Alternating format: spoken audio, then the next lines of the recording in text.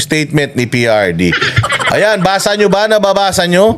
O, basahin natin ha. I strongly condemn the use of excessive and unnecessary force in serving the warrant of arrest for Pastor Apollo C. Quiboloy of the Kingdom of Jesus Christ by police officers who are not even from Davao City.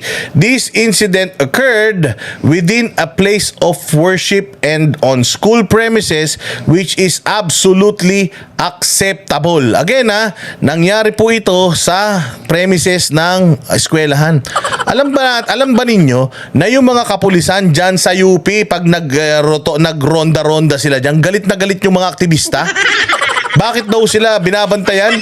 Meron kasing sariling pulis ang UP, merong UP police. Pero pag pinasok yan ng PNP, pinasok ng sundalo yan, galit na galit yung mga estudyante dahil eskwelahan nito Eskwelahan to, ba't pumapasok kayo rito?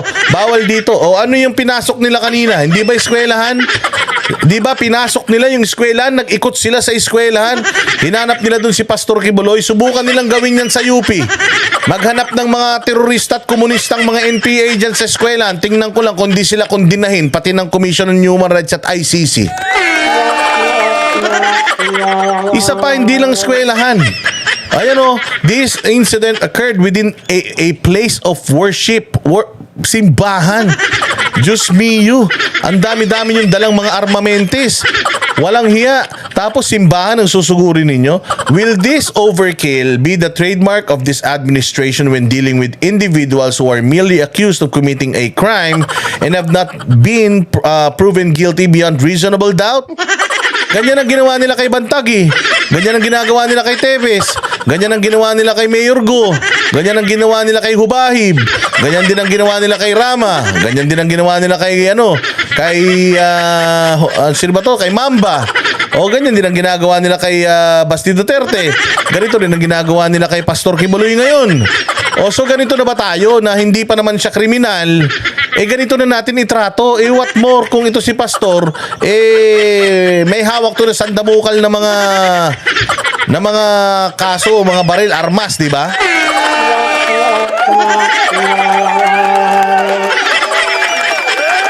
So bakit hindi umiimik ang mga aktivista dito sa paghihimasok sa eskwelahan ng Jose Maria College ng mga pulis?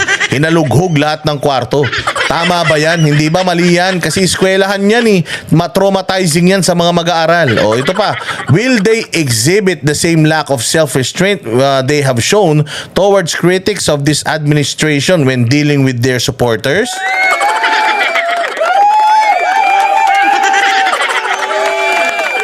How can this administration guarantee the preservation of the constitutional rights of our fellow Filipinos when even the most fundamental of these rights are being trampled upon and blatantly violated? So tama nga naman. O paano mo magagarantya na hindi totoo yung kaparaningan ni Pastor Apollo Quiboloy na gusto siyang ipapatay? Kung itong ang ginagawa ninyo illegal na, pinipilit nyo pa rin maging legal. Ay nako, Diyos ko po. Ayan, how can this be?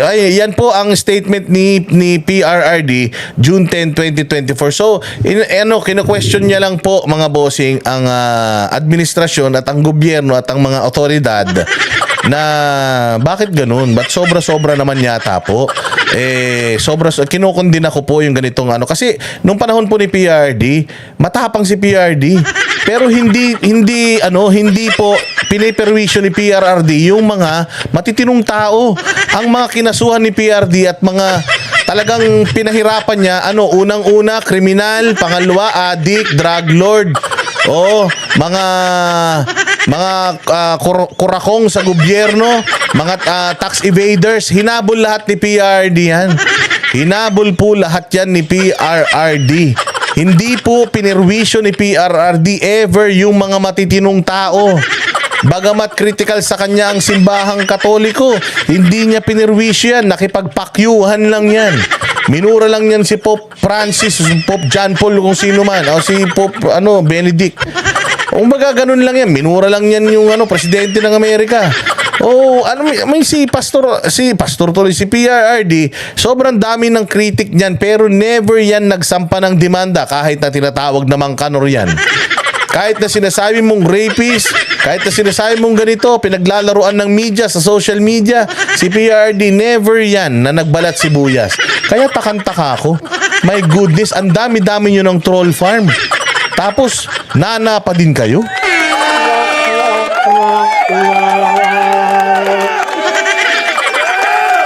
Kaya yan ang lagi nating iisipin, okay? So basahin naman natin mga bossing yung, ito may papel ako.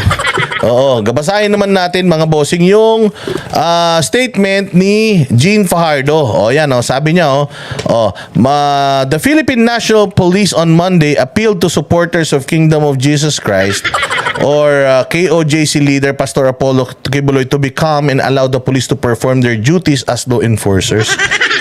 Walang hiya. Ganyan ba ang duty ng law enforcers? Yung mga matitinong tao, gulpi-gulpihin nyo. Gibain ninyo yung mga pintuan. Walang hiya. Wala kayong pinapakitang papel. Dinudurog-durog ninyo. Sabi dito, PNP spokesperson Colonel Jean Fajardo, which is a lawyer, made the call after Kibuloy supporters barricaded in front of the KOJC in Davao City Monday to prevent the police from entering the compound and serve the arrest warrant. Anak ng tinapay.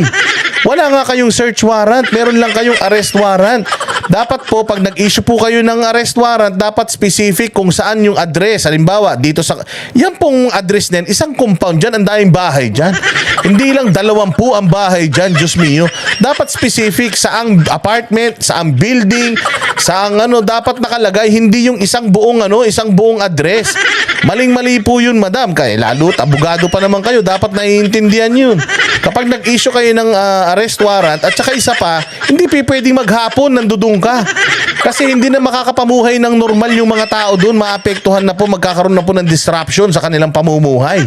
Pag nag-issue kayo ng warrant, hindi yan pwedeng 3 araw nandudun ka, inaabangan mo. Hindi na nakapamuhay ng normal yan. Di tinanggalan nyo sila ng karapatan.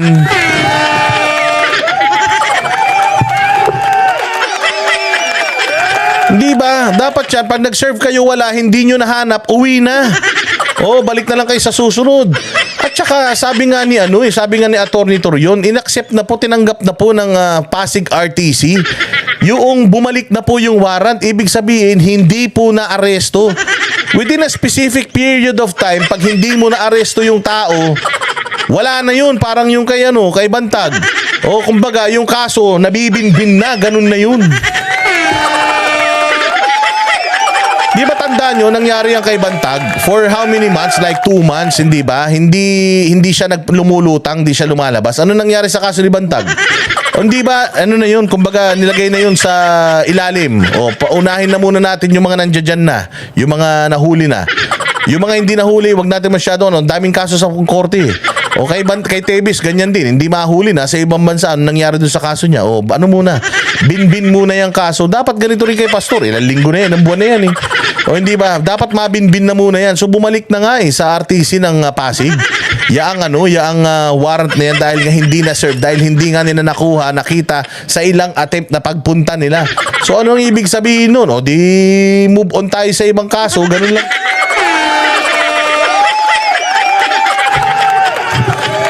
Ngayon, sabi pa niya, so ang pakiusap natin ay maging mahinahon tayong lahat. Ang inyong kapulisan ay nandoon to become, the police are there for the official discharge of their duties. Walang anumang hangarin ng ating kapulisan na magkaroon ng anumang sakitan, anumang pagkagulo. She said, putang ina, wala kayong hangad na magkagulo pero ginulpi nyo yung mga tao. Wala kayong hangad na magkagulo, inakyat nyo yung gate, gusto nyo gibain, hilain ng truck yung mga gate nilang magaganda. Wala kayong hangad na gulo, pinagigiba nyo yung mga yero. Kasya naman kayo dun sa 2 natanggal, kailangan gibain nyo yung buong gate. Kibuloy has 3 standing arrest warrants for child and sexual abuse issued by the Davao City Regional Trial Court and human trafficking issued by Pasig City. These cases are non-bailable. Police officers went to 5 of Kibuloy's property in Davao. Saan ka makakita ng ganyan? Mag-i-issue ka ng warrant sa 5? So ibig sabihin, hindi mo alam kung nasan siya dun. Chumachamba kayo. It's a fishing expedition. Ika nga. Sinachambahan nyo na baka doon sa 5 properties niya, isa doon, nandoon siya. Mali yun. Dapat po identified ninyo kung nasan siya. At saka po, kayo na po ang nagsabi na kailangan po i-coordinate kapag merong mga ganyang pagsiserve. Hindi nyo kino-ordinate, bigla kayong sumulpot doon madaling araw. Madaling araw bigla kayo sumulpot doon, armado kayo, hindi kayo nagpapakilala, mga naka-uniforme lang kayo. Gusto nyong pasukin yung lugar nang wala kayong pinakikitang papel. Ni wala kayong search warrant, gusto nyong mag-search? Anong klase yan? Abogado ka pa man naturingan tapos hindi natin alam yan. Ako nga, hindi ako abogado. Alam ko yan kahit papaano eh.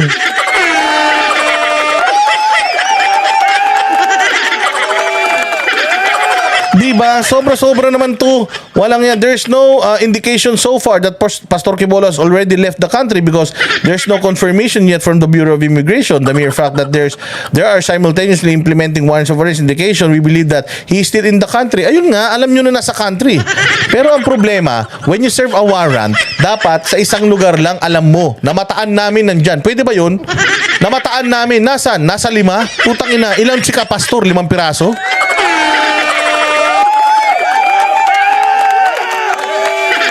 Hindi, question. Kasi sinabi ng abogado nila doon kala Attorney Torion dyan sa Central, sabi, kasi po meron pong sightings. Putragis yan. May sightings? Saan? Dito?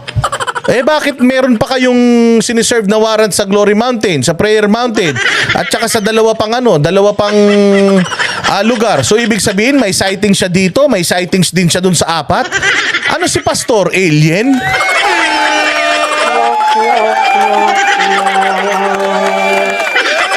Okay lang kung meron siyang sighting sa isang lugar, doon kayo magsiserve. O may warrant kami, meron kaming intel, nandito siya, papasukin namin, parang awa nyo na, para matapos na to. O wala doon, o sige, o di doon naman tayo sa susunod. May sightings po kami, saan? Nandito daw siya sa Prayer Mountain, nagdadasal. O papasukin nyo kami, hanapin namin. Wag wala. Punta naman. Ganun yun. Hindi yun yung parang 5, pare-parehas, tapos pare-parehas kayo sinasabi. Meron po kaming intel na nandito daw siya, ha? Yung nandoon sa Central, may intel sila na nandoon. Nasa Prayer Mountain, may intel sila na nandoon. Doon sa dalawa pa, may intel sila nandoon. Tangina, ang galing ng intel nyo, 5 tao.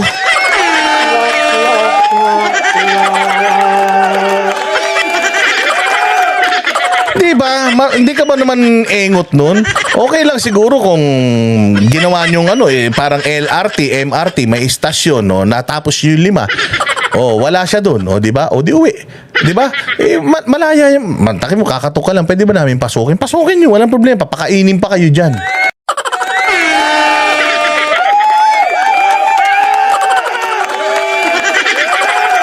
Ay, Diyos ko po. Meron bang actually yun po sinasabi ni Attorney Torion kanina. Hindi, ito para sa atin lang sa kapulisan, ha. Huwag po kayong maging tool. Kasi po, unang-una sa lahat, you're supposed to be protecting us. Kami pong mga mamamayan ng Pilipinas. Hindi po kayo nandiyan dyan. Kaya po to serve and protect. Hindi po to serve and protect your bosses. To serve and protect yung mga mamamayang Pilipino.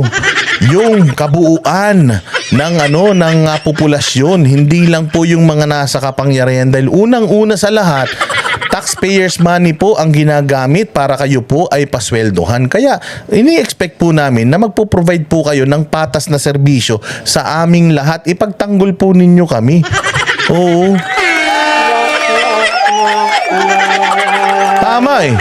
Para siyang, alam niyo yung Naruto, yung Kage Bunshin, no? Si Naruto, mayroon siyang kapangyarihan na mag-clone ng marami. Hindi nga lang 5, 1,000 yata. Utragis na yan. So nakakatawa lang na mayroon siyang sightings dito, may sightings siya doon, 5 sightings. Wow. Talagang naniniwala na ako na si Pastor Quibolo ang anak ng Panginoon, ng the appointed son of God. Mantakin mo, he can be at 5 different locations at the same time. Napakagaling, di ba? Yan, kaya kayo, naniniwala na kayo ngayon na si Pastor Apollo Quiboloy ay anak ng Panginoon, son of Jesus Christ. Alam mo, son of God. Kaya siya son of God. Kita mo, saan ka makakita? 5 lokasyon, magkakalayo. Nagdudun siya sa 5. Pucha, ganun siya kalupit.